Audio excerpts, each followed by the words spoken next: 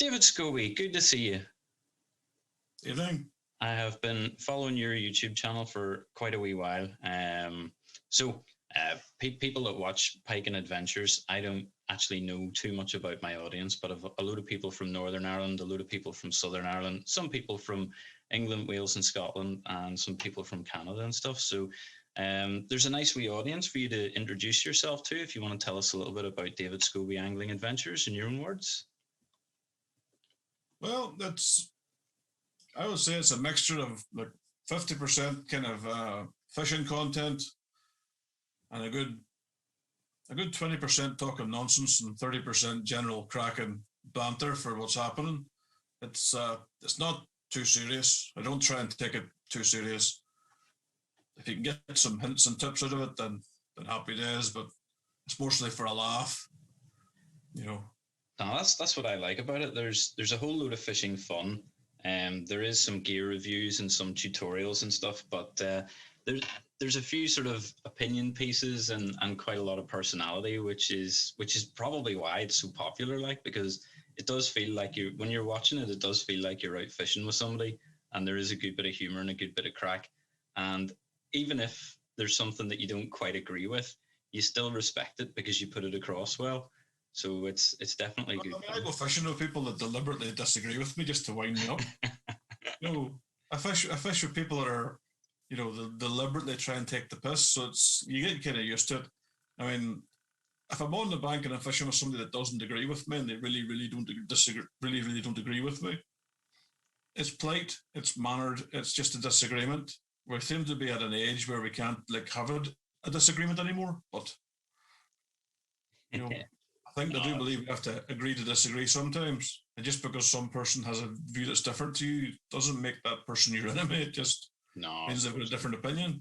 Well, that's one of the great things about fishing. I mean, I do this channel with a good friend of mine called Michael Kirkwood, and the pair of us have been chasing a 20-pound pike for it must be me for about 25 years and him for about 15 years. So there's a combined amount of about 40 years where we haven't caught a 20-pound pike. And during that time, like, we've discussed just about everything on the bank, and we definitely have different worldviews. But at the end of the day, we both love fishing and we both love each other's company, and it's great crack and all the rest of it. So there's certainly a world if we all agreed in the same stuff all the time. Oh yeah. No, it'd be a pretty boring world if you had like just clones of yourself and whatnot. But no, definitely. What I'm trying to do here is encourage people to check out your channel because it's definitely good fun, and there's hours and hours of fishing fun and laughs to be had anyway. But you do all sorts of different types of fishing. I mean, you're obviously a pretty skilled coarse angler as well. What sort of got you into fishing? Tell us a little bit about how you developed all those skills. Oh, well, I started off fishing for trout and salmon. I grew up fishing on the River Derg and Castle Derg and Omagh waters, when I was I always fished for trout and salmon, and it was one of those things I always did. Again, one of my friends decided that let's go and try the pike fishing, and it was like the blind leading the blind, and something must have stuck, and this is where we are today. Reference to coarse fishing. I've done match angling for a long, long time. I started off in school representing the school I was at, doing the match fishing. And then one of my jobs, I was represented them match fishing. So I kind of done a lot of match fishing, but I always kind of drew back to the pike in the winter time. When I left Northern Ireland in just 2nd of February 2000, so I didn't get back to Northern Ireland for about 5 years, so there was no real need for me to pay for 5 years worth of angling licenses when I just wasn't here to. So unfortunately, I gave up a lot of the club tickets like Cyan Mills and Omagh and Castle Derg, But it's just one of those, you couldn't afford to do it, but not when I was living in London. There's no salmon rivers in London. I've seen people pull 30-pound pike out of the Thames. Yeah, there's big pike in the Thames. Actually, there's big catfish in the Thames now as well. Really? Yeah. Big Welsh catfish are now in there, so they'll. I don't think it's quite going to rival the Ebro just yet, but there's some big fish there. These are all escapee fish from like different ponds and fisheries, I mean, the Thames floods that much. There's just a zoo. There's not much stuff in the Thames. Some of it you don't want to catch. No. It's definitely good getting involved in angling with the school.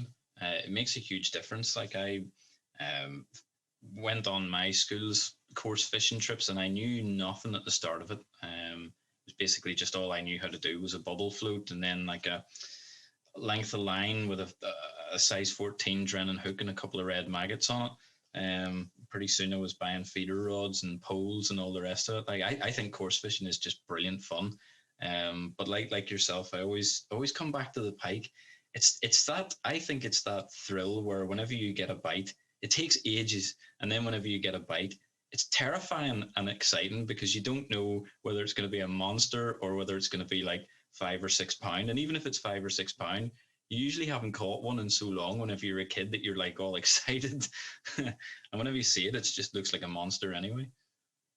For me, the buzz with the pike angling, again, as a teenager, you didn't have the best. I mean, this is like the early 90s. So you couldn't walk into shops and buy a pike fishing kit. You had to make a lot of it your own. So I was getting guys that could tie salmon flies to basically add all sorts of like fur to the end of meps just to make them like bucktails. Brilliant. And use them. And I can remember sitting I was only a teenager. I was fishing a place called Creevelock in County Tyrone. And I was throwing this homemade bucktail thing. And the pike started to follow it in. And this was amazing to me. But because it's a spinner bait, you couldn't really slow it down. You know, if it was like a crankbait or a jerk bait, you could kind of pause and twitch it and pause. But if you stopped winding the spinner bait, it just sank. Yeah. This was for about 20 minutes. I'm sure this pike must have been playing with me because it followed me in. It never kind of came within about 6 feet of the jetty, but it would follow you in. And you're there thinking, come on, take the damn thing. At one point, there was the guys I was fishing with standing over my shoulder, and they were kind of saying, take the damn thing as well. But it was just nice to kind of see a fish of that. That was the first real specimen-sized fish that I'd ever seen. I mean, I'd seen small jack pike and I'd seen pictures of big pike, but to actually see one that's, you know, following your lure, that's yeah. Well, once it's interested in something you're doing, you're making the magic happen. Definitely something else. No, I've had that before. Like, do you find that pike behave differently in different venues?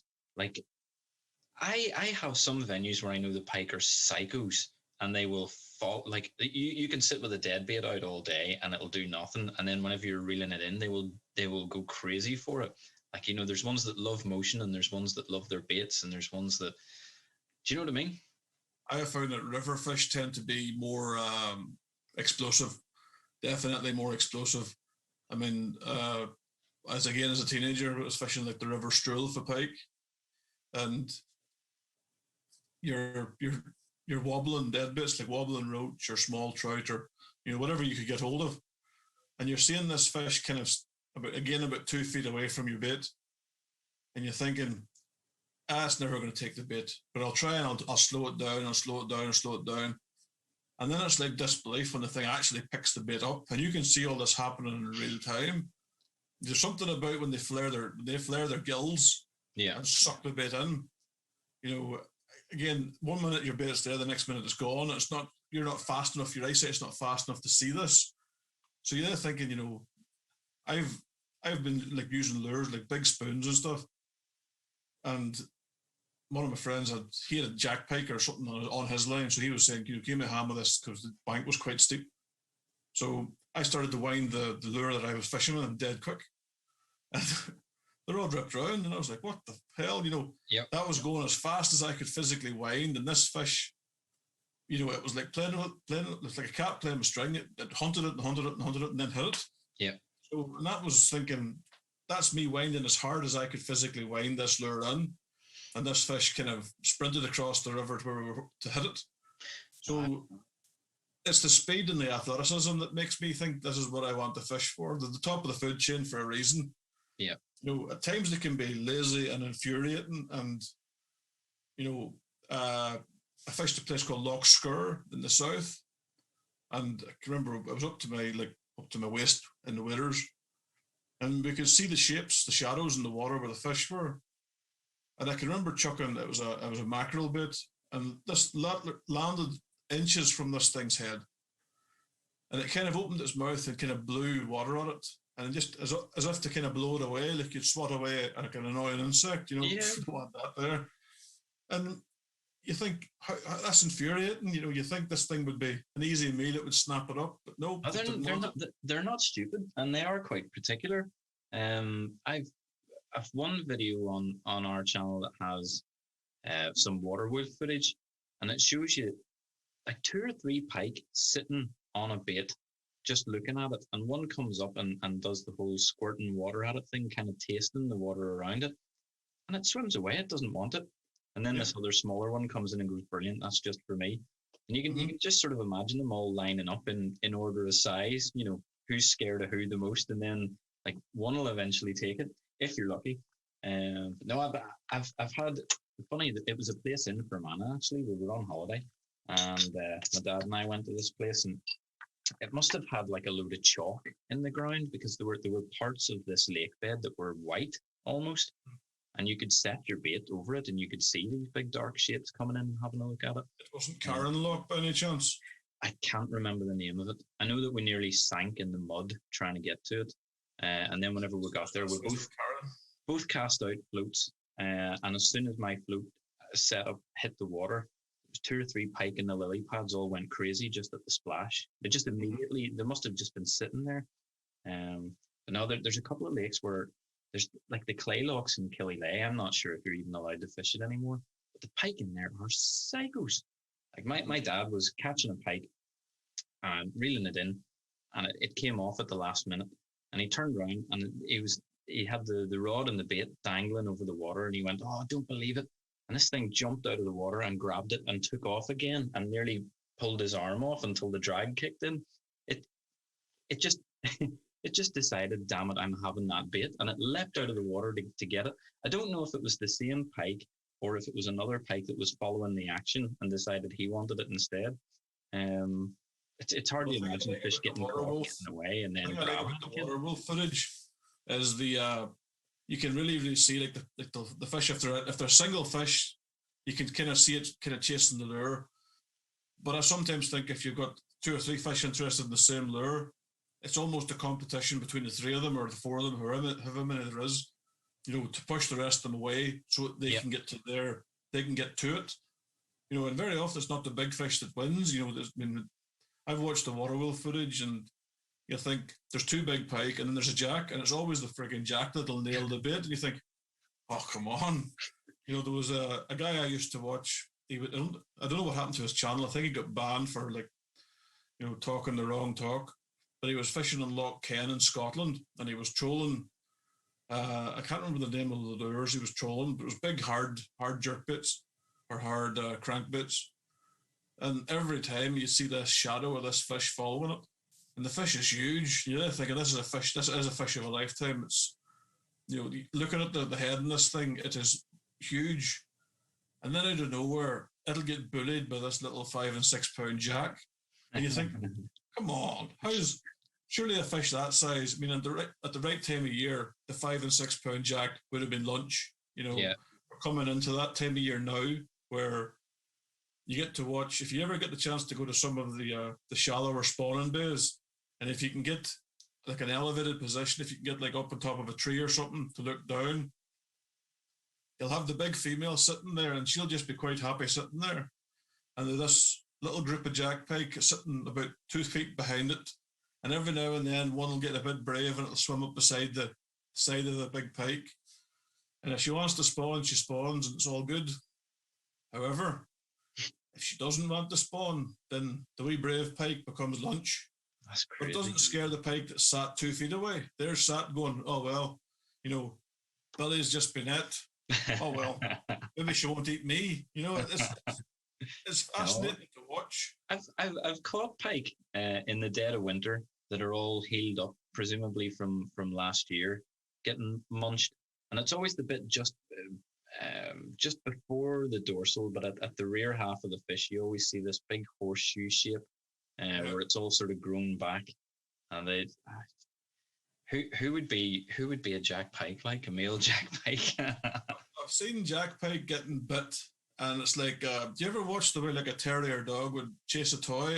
It would bite down and shake its head, and it would just basically shake the toy. That's the way I've seen the pike. They've kind of bit down really hard, shook their head, and then spat the jack out, as if to say, you've had your medicine, now bugger off. I don't want no more cheek from you. Yep. And again, the jack pig, it'll go back to the couple of feet behind the big female pig, as if to say, she didn't eat me. My luck might be in here. She might just be wanting to play rough. Again, it's beautiful to watch, but again, I mean, nature's cruel. You wouldn't want to come back as a small jack pike, put it that way. No, no doubt. I've seen, like, YouTube's great because you can basically you can watch anything you want, and growing up there wasn't very much fishing on TV. There was Discovery Home and Leisure, which had the likes of John Wilson Go Fishing, or Matt Hayes. Actually, Matt Hayes, anything that Matt Hayes does is brilliant. There was actually one episode of, I can't remember what fishing show it was, but it was Matt Hayes, and he was on Ibrook or somewhere, and he was saying that he couldn't reel the lures fast enough. But him and Mick Brown were cranking them as fast as they possibly could, and the pike were still getting them, and it was the only thing that worked. And all the other boats out on this big trout reservoir weren't getting anything, so they kind of cracked the secret that day. But what was I going to say? Can't remember. I got sidetracked from Matt Hayes. Oh, I know what it was. Screaming Reels. Screaming Reels had this pike episode. I remember that. Yeah, they had this pike episode, and they did the whole sort of pike life cycle with the spawning and everything.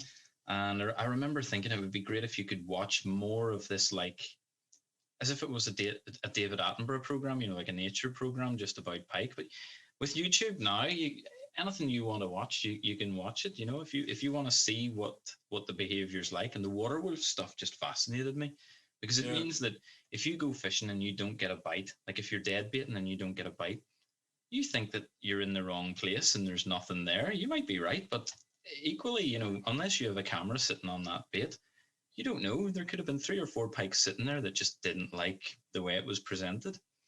Well, we are blessed with like the technology, like the little things like the deepers. I have a Deeper Pro, that little thing that you can cast, and it tells you. I use that mostly for water temperature and feature finding. Like there's a couple of places I fish where you're fishing to like a big feature, like a big sunk tree or a big rocky outcrop. You don't want to fish on top of it because you just get snagged up. Yep. You want to fish kind of close to it, as close as you can get. But so that little deeper it's invaluable. It's good, is it? Yeah, I was thinking of getting one. Yeah, when the wife got it for a Christmas present for me, and perfect present. We're finding purely for like things like the water temperature, it's spot on. Yeah, excellent. And then finding features. Again, finding shoalfish. Like today, I turned up where I was fishing today. I found loads of shoalfish. They were sitting at about 13 to 14 feet deep. Where I was fishing was about 20 feet deep. In the main bit was 20 feet deep, and off to my left it was a lot shallower. But the shoalfish seemed to be in a ball in front of me at, like between 15 and 17 feet. They were kind of like stuck in a real big thick ball. Right. You're thinking, okay, there's plenty of shoalfish, so the pike should be here. Yeah, they'll not be far away. There was the shoalfish never left. They were there the whole day because there was cormorants working the bay the whole day. So the cormorants, they're not going to be there if there's nothing for them to eat. Yeah. No. Again, it's all watercraft. Looking out for the natural environment, and the deepers the batteries run out. You're kind of. I definitely like the idea of knowing your environment and limiting the technology, but there's not much other way to find features and whatnot except like relentlessly plumbing the depths with a float and a big plumb, and that takes an awful long time. And I think I would have been happy to put the effort in whenever I was fishing every weekend. Whenever I was a kid, I was happy. I did do that, but I tend to go to a lot of different venues now because I like the videos to look different each time. Yeah. But now I kind of take what I can get. I've got 2 kids, and there's not much grandparent help or anything like that. So it's basically just a case where every weekend it's full on. And if I'm working, I'm working, so it would need to be like a weekday off. And I'm in a fortunate position where I got 2 weeks garden leave because I'm changing jobs, and it's been brilliant. I only went out fishing 3 times, but I've made 3 great videos, and I can't wait to get them all edited and get them up. But like, you need to spend time on a venue to get to know it, and you need to spend time fishing to get to know it as well.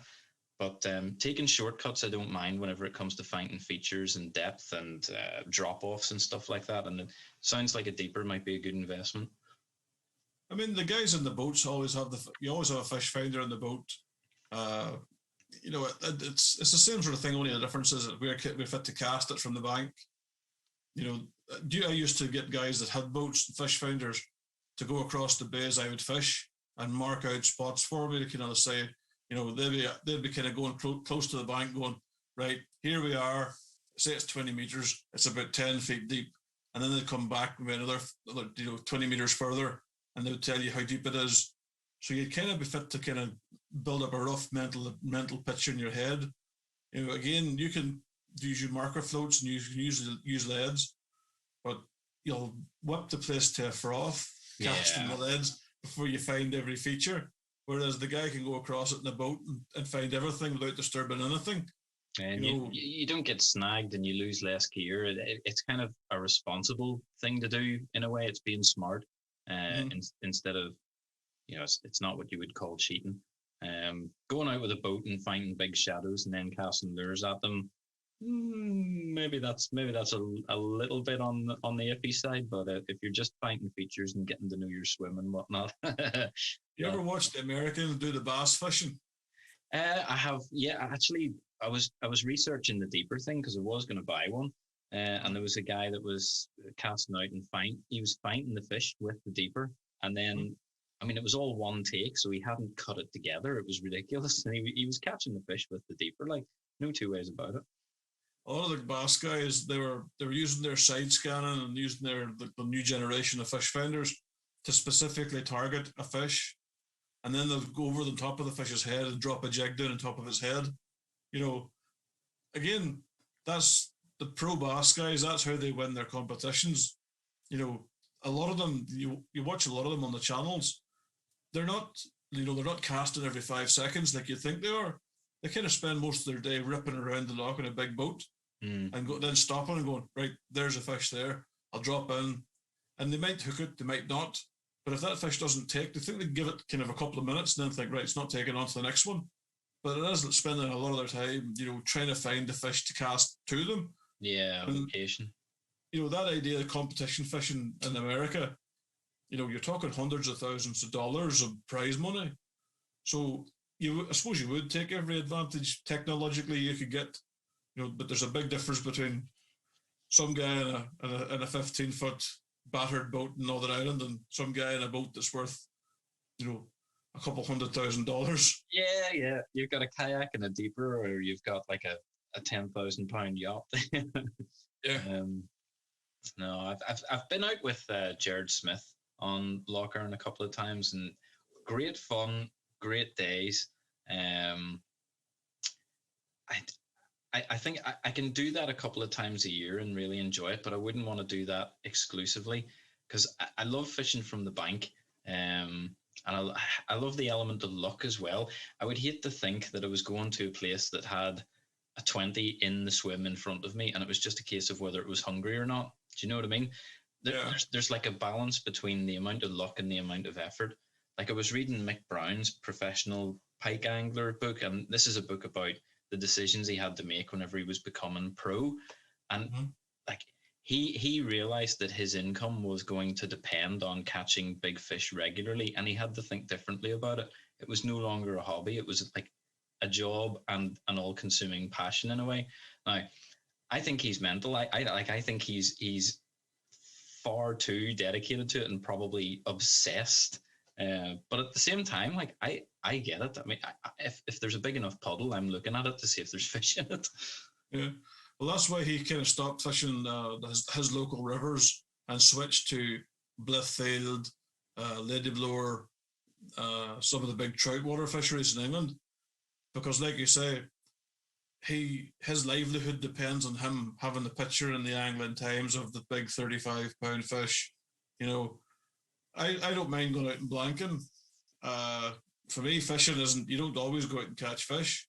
I think that when I do my videos, it's important that I show people this is what it happens. You know, you don't go out every day and you don't always, catch a trophy fish. It's bloody hard work at times. It's That's something frustrating. else that I like about your channel. I mean, you will put up the experience for what it is. Now, you kind of make the experience because you put a lot of your personality and everything into it, but you will happily upload, a blank session, and you maybe run through, a running ledger rig or something like that. I tend not to do that, and then I go for stretches where I don't upload a video for months, and it's why people must get a little bit frustrated because sometimes I put out a really good video and then there won't be anything for months, and it takes me ages to edit them. There's I've had to scale back on some of the cinematography stuff because it was all taking far too long. Like if I get a session now, I need to record it, make it snappy, and put it up there. Otherwise, it just takes far too long. YouTube's not designed for like. Again, I can't. I fished Shimano Linear years and years ago, and I kind of joked because we fished it for just for a laugh, just day ticket fishing, and they had a corner of the fishery of this particular lake was all cordoned off and the big signs up and everything. And I remember asking the bailiff, I was quite friendly with him, what's the story with that stretch of the fishery? And he goes, they were going to have one of the big name angling groups coming to the place to do a feature on day ticket fisheries. And I laughed because he explained exactly how much bait they put in each day.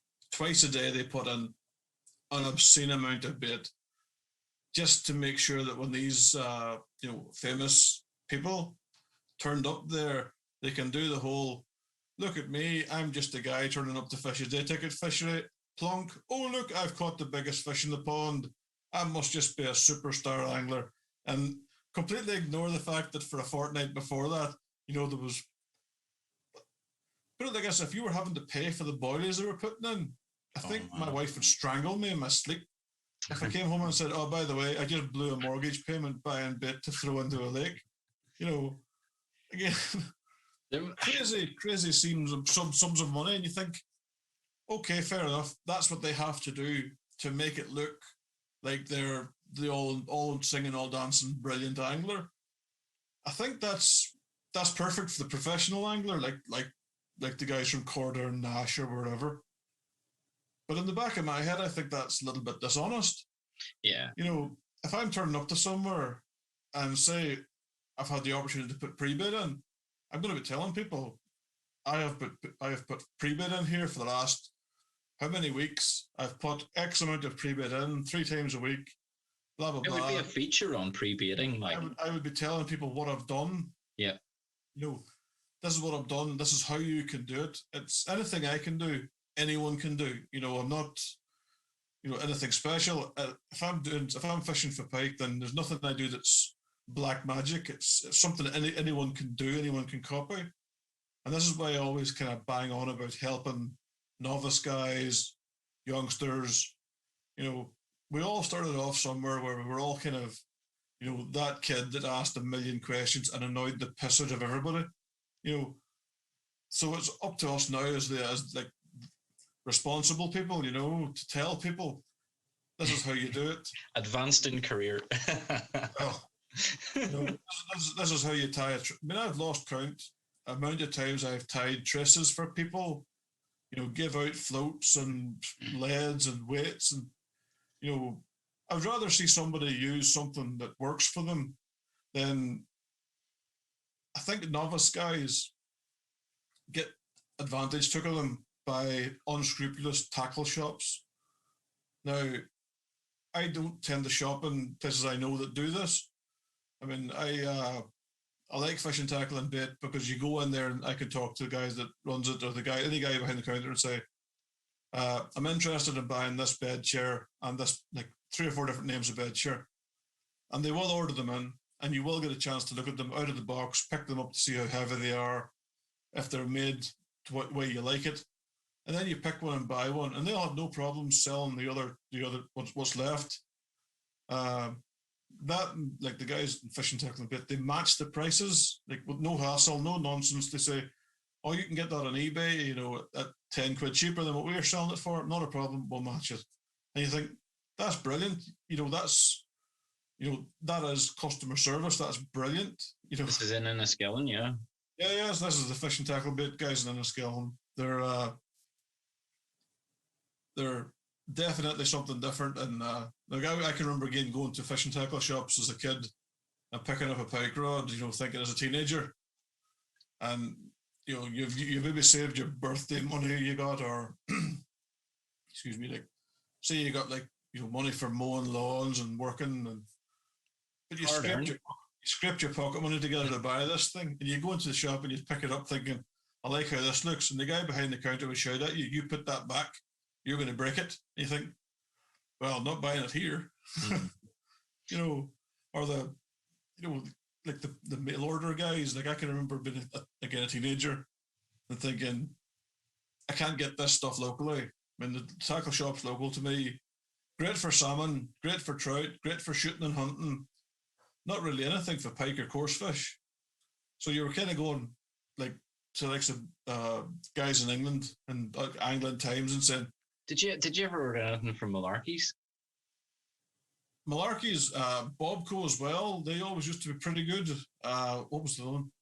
I think it's gone now. Bennett's of Sheffield was always another one that when you phoned them up and you're like, again, you got your parents, well, I got my parents to phone them up and say, my son wants this rod, it's this number, yeah, and it's this price, and I'm going to pay you with my card. He's giving me the money. And because obviously your parents have said it's for a kid, like Bennett's of Sheffield used to do it, it said like a handful of swim feeders or maybe a bag of ground bait or something. Yeah. Some wee thing just to kind of make you think, oh, I'm going to go back to this place. And I think they went bust. My local was the village tackle shop in Newton Breda, and the two guys that ran that place, like I went in there with a list of about 25 questions, every other weekend, and they stood there and they answered my questions, like, and they thought it was great. You could tell. But I miss that place a lot. I think must be about 3 or 4 years ago. It closed. But I definitely miss going in there. It's like it's an entire part of my childhood in that shop. Just, thinking of the two guys behind the counter as the font of all angling knowledge. Like, yeah. I remember one time I went in there and I said, look, I don't have much, but I want a new lure, and I don't want a big expensive lure because it's just going to get lost or whatever. What's a good cheap wee lure? And the guy said, get one of these on-dex jobs, right? Because it makes a really good vibration in the water. And you're guaranteed if there's a fish there, it'll snap it. Yeah. I took that on-dex. It was cheap as chips. And first cast, I caught a jack. And it just gives you so much confidence. And like they told me how to set up a swim feeder and all the rest of it. I joined the school angling club. And I said, these guys are using quiver tips and they have these wee cups that they're putting this breadcrumb stuff into. They told me all about it. And my dad didn't know how to fish either. Like, we sort of learned together. Yeah. It was absolutely great fun. Like, a good tackle shop is as much an important thing as any other, influence in angling, I suppose. I mean, I was lucky to have people around me when I was that annoying teenager to say, like in Omagh, they had the Winter Pike League, which was fished on Loch Muck outside of Omagh. And you're a teenager, you kind of get dragged along and told, right, you are the junior for this angling, this team. And it's basically, it's a bunch of salmon guys in the off season wanting something to do. Mm. And I can remember going there against teenagers that didn't have a clue. I was using ugly stick spinning rods and trying to cast, because you look on like the Angling Times, it says, get yourself a 3-ounce lead. And at the time, a 3-ounce lead was like, it was like half a church roof of lead. It was massive. Yeah. You have an ugly stick spinning rod that casts like 10 to 15 grams, and you're trying to whack out 3-ounce lead. Break the rod. Well, the ugly sticks didn't break. You could whip them, and they didn't break. I still have the 2 ugly stick rods that I started off with in the garage, and we joke when the whole social distancing having to be 6 foot apart. I was just going to bring one of the ugly stick rods and start to whip it and swing it. And if you were close enough to get tagged across the leg with the ugly stick rod, then you were too close. But the ugly stick rods took an absolute kicking. I mean, absolute beating. And we caught pike on them. And I can remember being, again, a little kid going, I'm going to buy my first pike rod. And they were Shakespeare Pursuit pike. It was like a poker with eyes. There was, but again, you've never had a pike rod before. You have no idea what they're meant to be. And you go into a shop, you say, Shakespeare makes good rods. Oh, that one says pike. That's the one for me. And it's, you buy the two of them for 120 quid. And again, as a teenager, 120 quid's that's a lot of money. Amount of money, yeah. You're having to kind of beg, borrow, and steal and bribe people and to get your that's Christmas and birthday, so it really depends when you were born, just how quick you can get this. Plus, God knows how much extra work you're doing to try and get stuff done. But it was, again, at the time, I compared the old rods I started off with to the rods I use now, and they're very, very different. Purely the weight of them, the weight of the old rods, they're an absolute beast. And you think there's beach fishing rods that don't weigh as much as the old pike gear we used to get. What we ended up doing was just buying 2 carp rods, Shakespeare onset carp rods. I got one and Dad got one, and we filled up our reels. We had Shakespeare Mustang reels. I remember the Shakespeare Mustang reel. It cost £25, but it was solid as a rock. It was brilliant. And we filled them up with £60 spider wire braid or Fireline. It was Berkeley Fireline, and it was bright yellow. And I remember thinking, is this not going to scare the fish away? And the guys were like, don't worry about that, it'll be fine. And we sort of wrapped these up and got them on Christmas morning. And I remember that Christmas morning, me and my dad both convinced my ma, we're going out just to test the rods, right? We're just going to test the rods to see how far we could cast. And before that, we'd been using 8 or 9 foot rods. These were big 12-foot rods. And honest to God, between that and the braid, the pair of us cast it out almost to the middle of the lake. We looked at each other and went, Jesus Christ, we are going to catch so many fish. Blanked, didn't catch a thing, but I remember the shock between using a little shitty kid's rod and a proper grown-up rod, especially for pike. It was just such heavy-duty kit. And I'm still using that rod today. It's 25 years old and it's as good as new. It hasn't needed any work or anything. Only difference is I've got a Shimano reel on it now. Yeah. I mean, we're lucky now that we're at a point now where anglers say for instance the carp guys, they can buy the top end Shimano reel for that year, and then next year they want the newest one. So they're punting stuff onto eBay that's at an absolute bargain, and you think, it might only been used a handful of times. I mean, I've bought tackle off eBay. The guys bought for a France trip, used for 1 week, and you think, why are you getting rid of it? Oh, I bought a newer one. It's like, oh right, okay. Why? Again, you're not going to go, oh yeah, it must be crap. I'll take it off your hands here. I'm fortunate enough. I've got friends that used to work for Shimano back in the day, and they service my reels for me. So at the end of the pike fishing season, I get a box and I'm putting all my Shimano pike reels, and they get posted off to Nottingham. And the guy, he's fit to come back and say, he'll attach like a tag to each reel saying this one needed new washers and this one needed this and this one needed this. But it's when you come to pay the guy, it's he does it purely for the cost. He doesn't take the piss, if you know what I mean. Yeah. But again, I looked at other guys that are going, I need to have a reel serviced. You've picked up a Shimano reel that you've bought second hand, and it's like a coffee grinder. That's well, the reel you'll be amazed how much cleaning the reel and degreasing it and adding new grease and maybe even replacing some of the washers. And you can go from a reel that's an absolute rattly coffee grinder to something that's smooth and brilliant. And it doesn't take an awful lot.